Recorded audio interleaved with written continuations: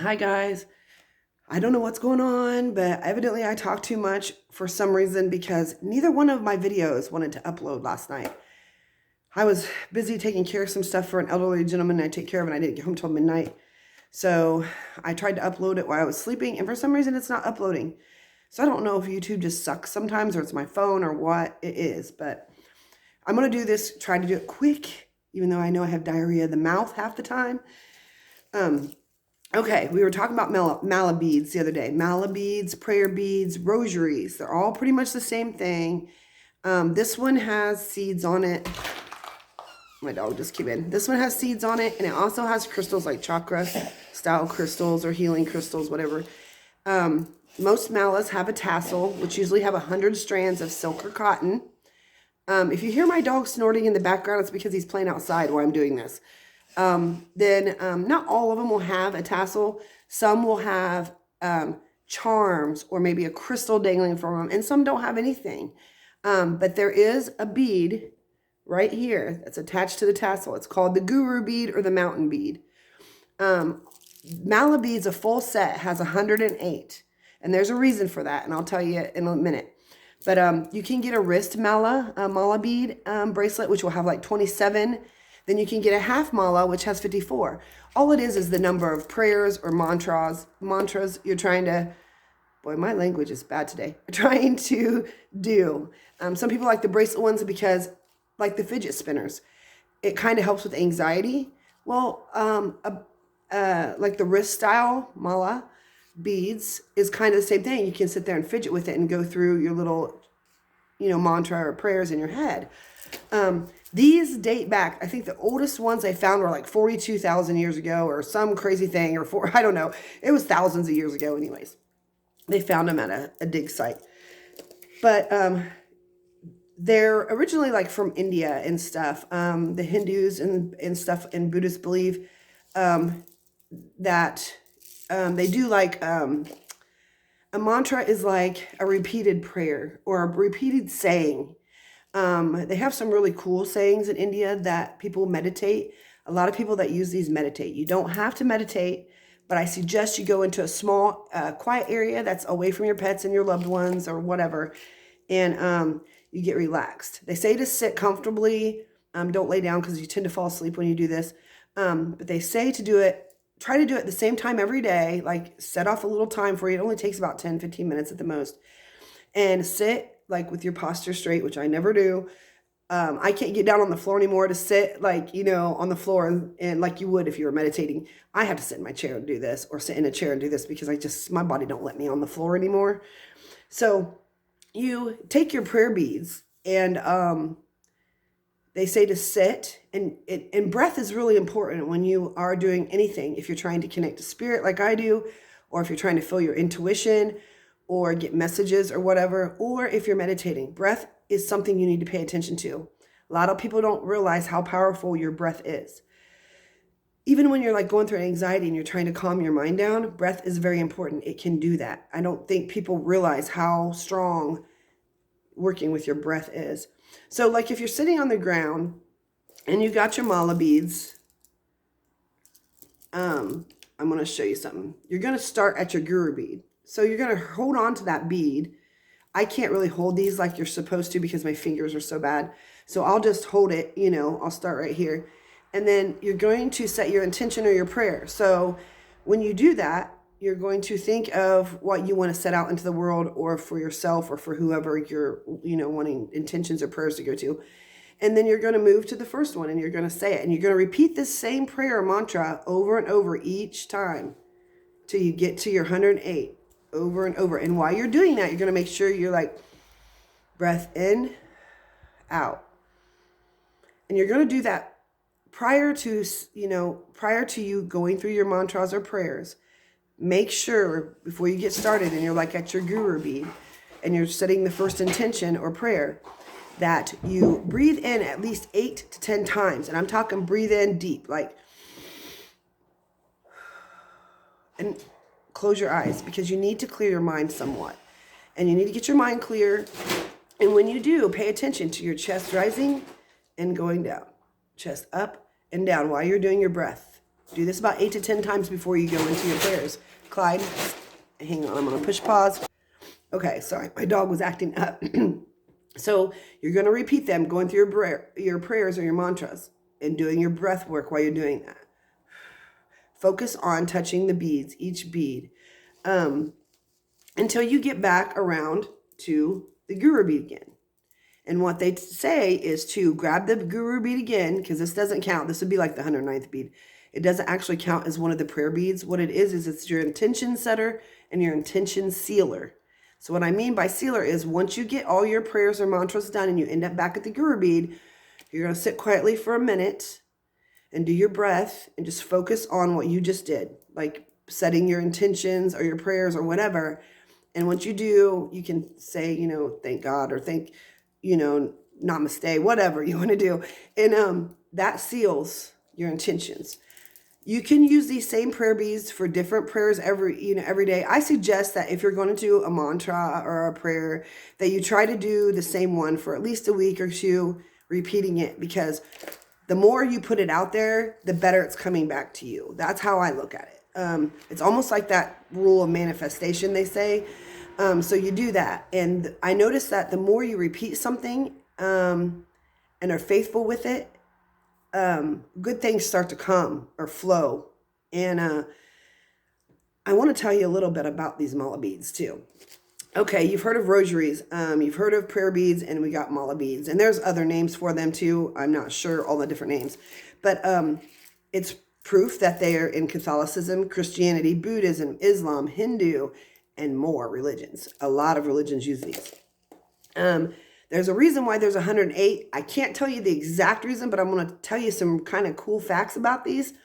First off, in India, when you buy them from there, oftentimes you'll see when they make them from India, they put a little tiny there's a string in here, or they might use like a nylon, but they'll put a knot in between each bead so the beads don't rub together, and it makes it easier to slide them through your hands.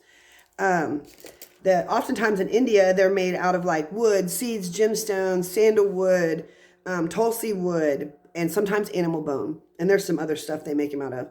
The difference between the Nepal or the India ones, Nepal and also have their form of mala beads, which are often made with I think it's bodhi seed or lotus seed, and often they don't put the knot in between them. And they also use animal bone too. So, there's some other kinds. But what's really cool is that the little cool facts about this, I want to tell you something. I always wondered, why is there 108 for a full, 54 for a half, which would be half of the 108, and then there's 27. So they're dividing it down, put it that way. What's crazy is what I found out about mala beads is the number 1 means God. The number 1 means God. And 0, the number 0, means emptiness, meaning clear your mind, humility, and spiritual practice, I guess you could say. And that's what 0 means. The number 8 means infinity, which is forever, or timelessness. So it's a way of kind of telling you that 108 means, kind of trying to be one with God or enlightenment, and clearing your mind of all your crap that's going on around you, and also the spiritual practice of it.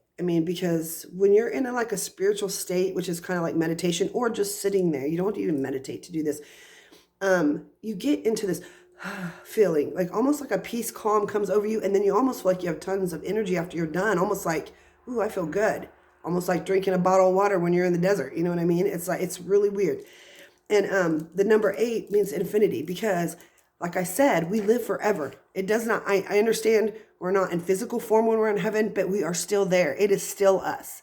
We are souls. And it's so complicated to explain how all that works. It really is, from what I've been told. They give me bits and pieces, and I'm sure I still don't know everything, and I will never know everything, but they give me stuff gradually. So also what's cool is there is 108 on a full string of mala beads. The sun is 108 times larger than the diameter of the earth, which is really weird because way back when they did these, how would they know that stuff? There's no way. They didn't even talk about astronomy. I mean, yeah, they looked at the stars and stuff, but they didn't. How would they calculate that stuff back then? The distance from the Earth to the sun is 108 times the diameter of the sun, which is so weird because, like I said, how do they know this stuff thousands and thousands of years ago? In yogi tradition, there's 108 sacred texts. There's 108 holy sites in India. There's 108 acupressure points in the human body. There's 108 energy lines in the human body, and they all converge at the same spot. Converge means they meet in the same spot, and that's in your heart. Your heart is like your energy battery pack. I'm not saying that's where your soul hides or whatever. I'm saying your heart is the energy source for your body. And all these energy lines that run through your body, which there are 108 of them, all cross through your heart or hit your heart. They all go there.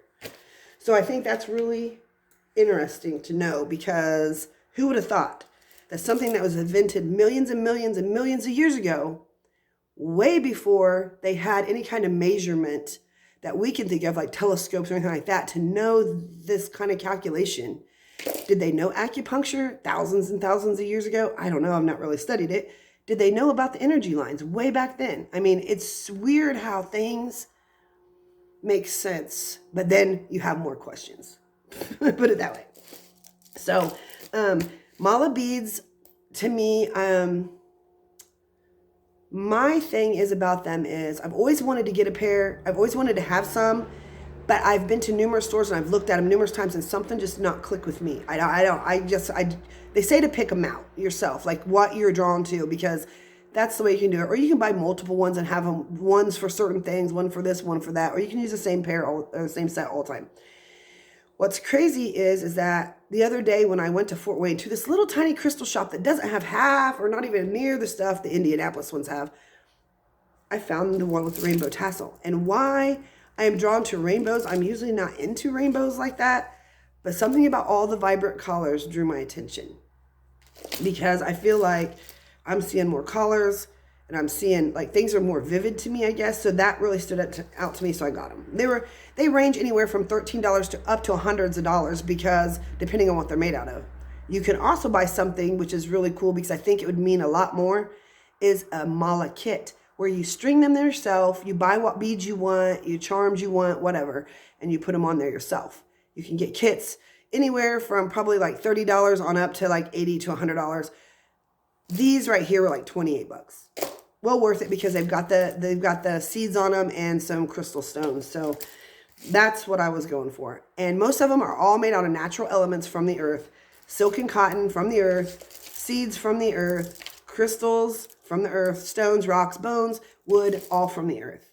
If that's not trying to tell you something about the planet we live on, then I don't know what is. They're trying to let you know to reconnect with the earth and the animals around us and the plant life and the trees and everything. I mean, it's just, there's a big connection with energy, spirit, and earth.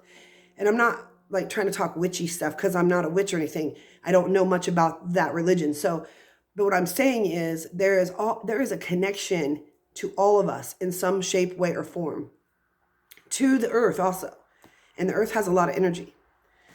So, that is my mala bead. I know it's short and quick, but for some reason my longer videos will not upload. I don't know why. It doesn't make sense. I guess maybe I should try it off my laptop, but I'm so handy with my phone and I don't understand them laptops very well. So that's that. I'm sorry I didn't make it to the Wednesday thing last night. I was in the middle of a gigantic mess that I never thought in a million years would happen. So we were there till midnight trying to clean up stuff and get things taken care of and make sure things were done the way they were supposed to be. So I just want to say thank you all for listening to me, believing in me. I'm going to try to get my energy up this week and maybe go on live. It's been rough because it seems like every time I turn around, something else is going on that is like trying to not stop me from doing this, but not let me get in my element or my game. Because I'm like, okay, I've got to do this tomorrow, got to do that tomorrow. Oh God, I got to make them phone calls because this happened. So it's like I'm like a fart in a whirlwind right now. So, sorry, I use such crazy language and bad words. I don't mean to. It's because it's the bar world, I guess. And I'm talking like a sailor man. And I need to cut that out, because anybody that watches my videos that don't personally know me and know that I joke and am silly like that, they're probably like, boy, she has a potty mouth. But so I just want to say thank you for believing in me. I don't think you guys realize how much I appreciate you, and my heart goes out to all you guys, and I wish you guys all well. And always believe, believe, believe, and most of all, believe in yourself, because you'd be amazed at the uniqueness and abilities you guys have hiding right inside of you. They're just waiting to come out. All right, I'll talk to you later. Bye-bye.